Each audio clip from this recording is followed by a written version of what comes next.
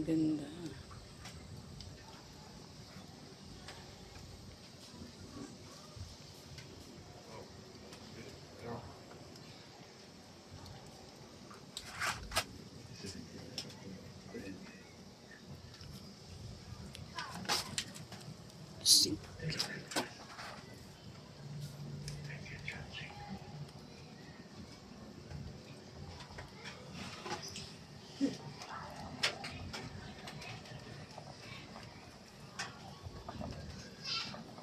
Kumukulo na siya. Manok yan. Ayun ako muna pinakuluan. Pagkatapos, ipiprito ko.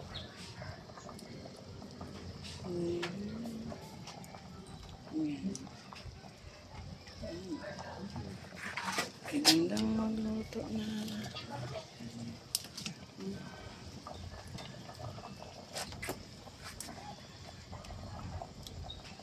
Ganito kami noon. Ngayon ganito pa rin.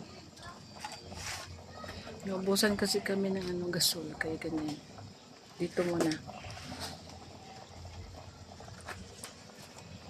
Ito muna siya. Hindi ko siya tinakpan kasi para naman makano siya. Ganyan ako pag nagpakulo ng manok, hindi ko tinatakpan. Yan.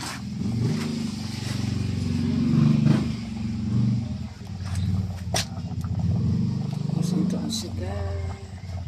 Siga naman yung ganyan.